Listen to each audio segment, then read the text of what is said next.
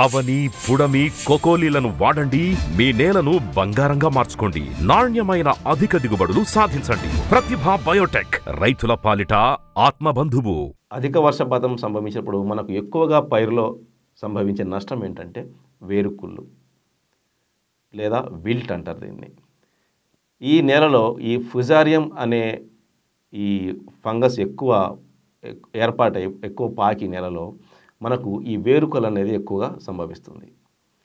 ఈ వేరుకుళ్ళుని మనము ముందుగానే మనకు తేమ ఆరగానే వెంటనే మనం నివారణ చర్యలు ముందుగానే చేపట్టడం వల్ల భవిష్యత్తులో అంటే ఒక వారం 10 రోజుల్లో మళ్ళీ మనకి ఈ వేరుకులు రాకుండా ఉంటుంది.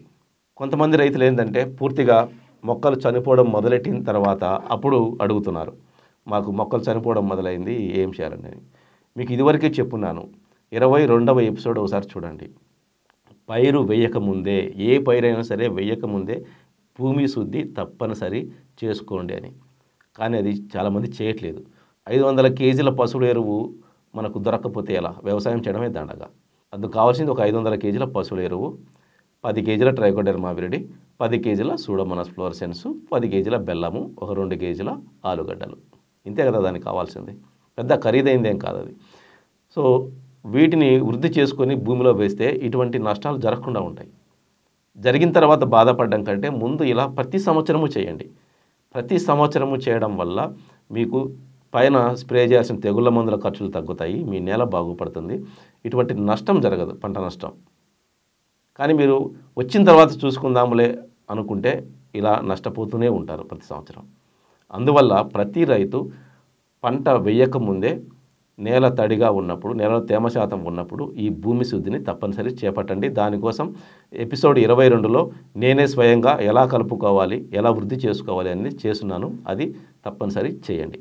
కానీ చెయ్యకుండా చాలామంది రైతులు ఉన్నారు కాబట్టి వారికి కూడా ఇప్పుడు ఈ నష్టం సంభవిస్తుంది. కాబట్టి ఈ వేరుకుళ్ళు కానీ లేదంటే విల్ట్ కానీ, ఇవి బూజు తెగులు కానీ ఇవి ఎక్కువగా ప్రాకే ప్రమాదం ఉంది. కాబట్టి రాకముందే మనకు వర్షపు నీరు పూర్తిగా వెళ్ళిపోయి నీటిని పూర్తిగా తొలగించి మన పైరు నుంచి కొంచెం తడి ఉండగానే, పూర్తిగా ఆరిపోయేంత వరకు వెయిట్ చేయకుండా కొంచెం తడి ఉండగానే మీరు మొదల దగ్గర వేసి ఒక చికిత్స చేయడం వల్ల వచ్చిన దాన్ని అంతవరకు అరికట్టవచ్చు, తర్వాత నష్టం జరగకుండా ఆపవచ్చు.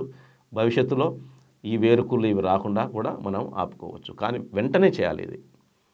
దానికోసం మనం ఏం చేయాలంటే ట్రైకోడెర్మా విరిడి ఒక 4 నుంచి 5 కేజీలు, సూడోమోనాస్ ఫ్లోరసెన్స్ 4 నుంచి 5 కేజీలు తీసుకొని, బెల్లం మీరు ఎంత తీసుకున్నా పర్లేదు, 5 కేజీల నుంచి 10 కేజీల వరకు ఎంత తీసుకుంటే ఇంకా అంత మంచిది.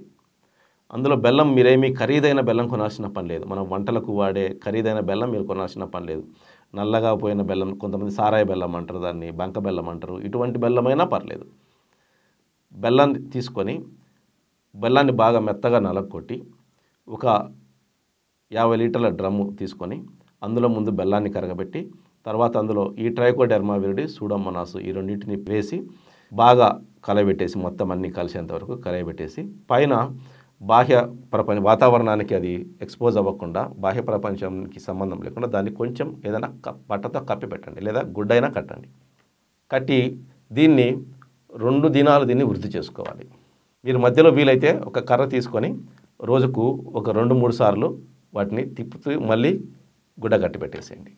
48 గంటల తర్వాత ఈ 50 లీటర్ల వృద్ధి చేసుకున్నటువంటి ఈ ట్రైకోడెర్మా విరిడి, సూడోమోనాస్ ద్రావణానికి ఇంకొక 250 లీటర్ల నీళ్లు కలుపుకొని మొత్తం 300 లీటర్లని మొదల దగ్గర మీరు గ్లాస్తో కానీ లేకపోతే ఏదైనా చిన్న డబ్బాతో కానీ ప్రతి మొక్క మొదల దగ్గరనే పోయండి.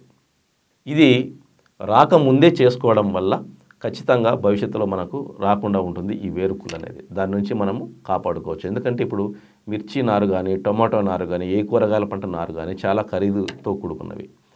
ఆ నష్టం నివారించుకోవాలి, మరి మన సమయాన్ని నష్టపోకూడదు. ఇన్ని రకాలుగా అప్పటికే కొంత పెట్టుబడి పెట్టింటాం కాబట్టి ఆ పెట్టుబడి కూడా మనకు నష్టం సంభవించకుండా ఉండాలంటే ఇది తప్పనిసరి చేయండి. దయ ఉంచి మొక్కలు చనిపోతూ ఉంటే స్ప్రే చేసి కాపాడుకుందాము అని మాత్రం ప్రయత్నం చేయకండి. స్ప్రే ద్వారా ఇది కంట్రోల్ కాదు. మీకు ఎవరైనా చెప్పినా అది తప్పుడు సమాచారము, వాటిని నమ్మకండి. కొంతమంది ఏం చేస్తారంటే ఈ కాపరాక్సి క్లోరైడ్ కానీ లేకపోతే మ్యాంకోజెబ్ కానీ వీటిని పాదుల దగ్గర పోస్తారు. అది తాత్కాలికమే. దాన్ని పోయడం వల్ల ఇంకా భూమిలో ఉన్నటువంటి మొక్కను రక్షించే ఆ బ్యాక్టీరియా కానీ ఫంగస్ కానీ ఏదైతే ఉంటుందో అది చనిపోతుంది. తాత్కాలికంగా మీకు ఉపశమనం దొరికినా దాని చుట్టూ మొక్కను రక్షించే ఈ బ్యాక్టీరియా కానీ ఫంగస్ కానీ మనం ఇచ్చే ఈ కాపరాక్సిక్లోరైడ్ వల్ల కానీ మ్యాంకోజెబ్ వల్ల కానీ అవి చనిపోతాయి. మీకు ఉత్తమమైన మార్గము ఈ ట్రైకోడెర్మా విరిడి సూడోమోనాస్ ఈ రెండింటిని మనము వృద్ధి చేసుకొని మొదల దగ్గర పోయడమే అత్యంత ఉత్తమమైన మార్గం. ఇలా చేసిన తర్వాత మళ్ళీ ఒక వారం తర్వాత స్ప్రే చేయాలి.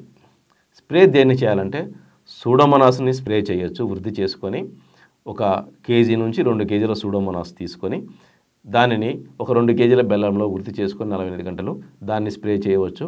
లేదా బ్యాసిలస్ సబ్స్టిలిస్ అని దొరుకుతుంది. ఈ బ్యాసిలస్ సబ్స్టిలిస్ని మనము 1 కేజీ నుంచి 2 కేజీలు తీసుకొని దాన్ని కూడా బెల్లంలో వృద్ధి చేసుకొని స్ప్రే చేయండి. అలా 2-3 దఫాలు ఈ బ్యాక్టీరియాని స్ప్రే చేయండి. దానివల్ల మీకు కాండం కుళ్ళు, కొమ్మ కుళ్ళు ఇవి కూడా రాకుండా మంచిగా కాపాడబడతాయి.